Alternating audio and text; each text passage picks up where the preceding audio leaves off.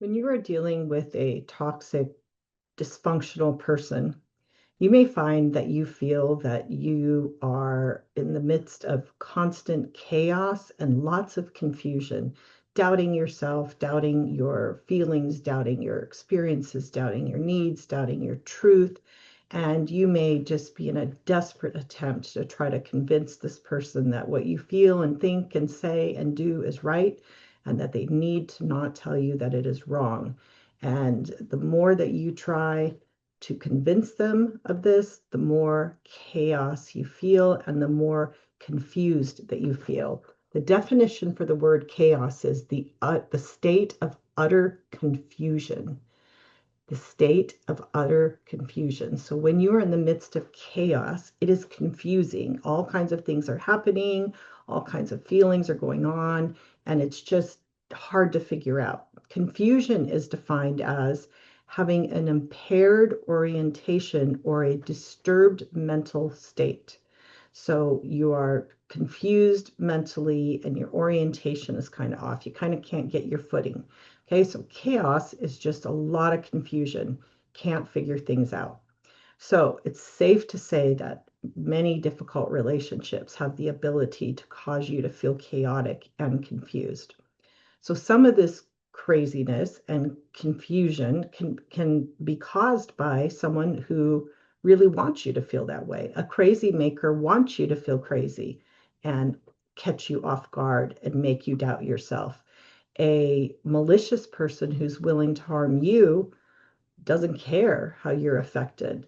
An addict who wants you to enable, or a lazy person who wants you to enable them and give them money, will make you doubt themselves yourself, will want you to doubt yourself, so you'll give in to what they want.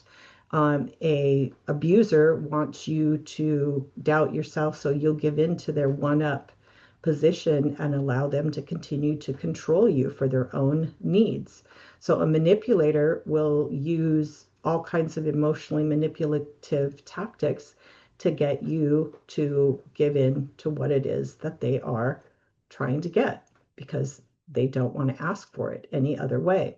So there are some things that you can do in response to these people or any other dysfunctional person that will ensure that the chaos will continue. And the first one is attempt to convince the person causing the chaos to stop. Please stop. Please don't talk this way. Please don't do this. Useless. Doesn't happen.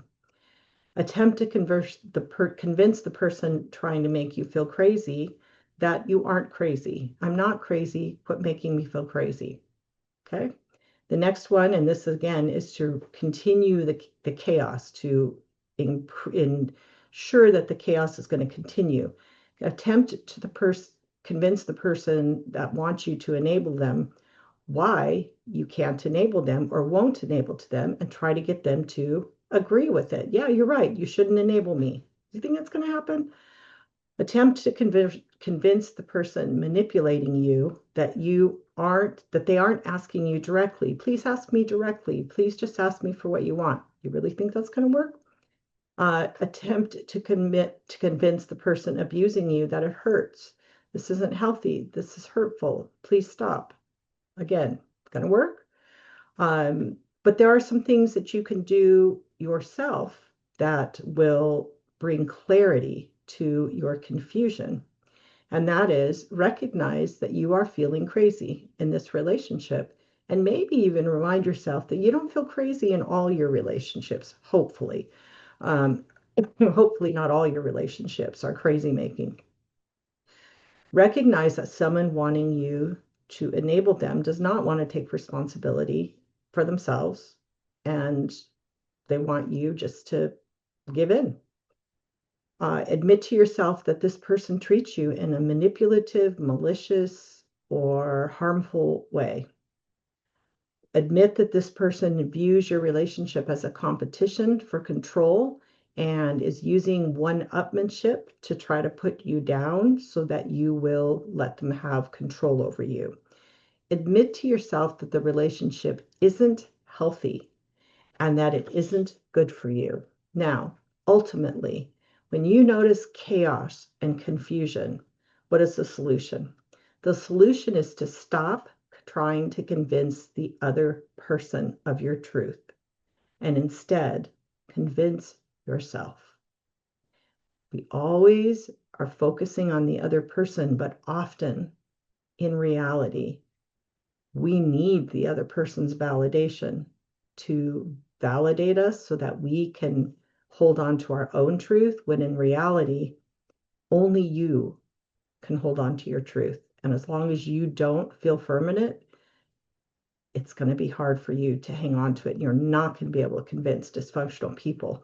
So shift your focus and start working on confirming and believing your own truth, having it validated from you, which is you're allowed to self-validate.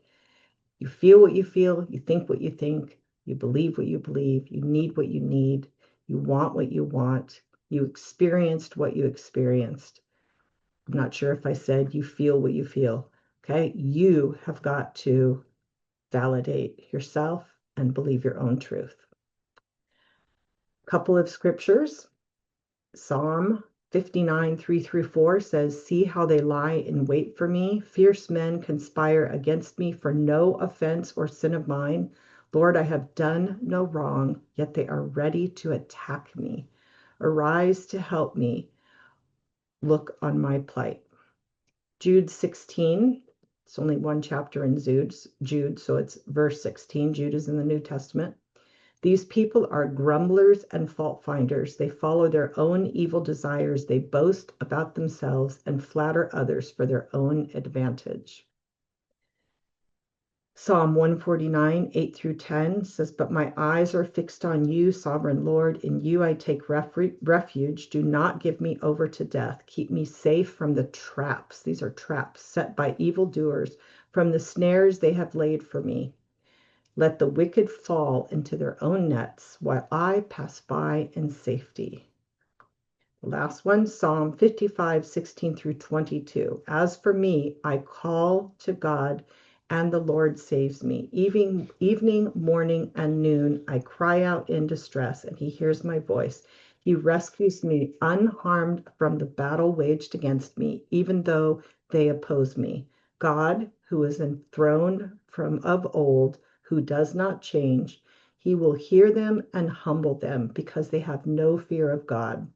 My companion attacks his friends. He violates his covenant. His talk is smooth as butter, yet war is in his heart. His words are more soothing than oil, yet they are drawn swords. Cast your cares on the Lord, and he will sustain you. He will never let the righteous be shaken."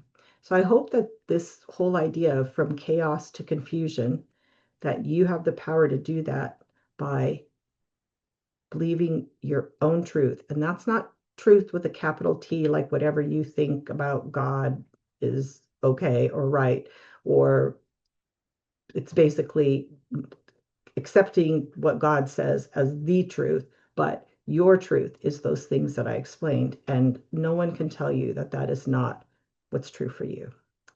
And you don't have to convince them in order to hang on to it. So thank you for watching this video, and I hope you'll go to my website, please, and look at my studies and things. It's so helpful. I have a devotional that's advertised at the end of this video, and it will give you 365 devotions that will teach you a little truth each day so that you can just have this whole repertoire of healthy tips and truths based on scripture that you can use to navigate your difficult relationships. God bless.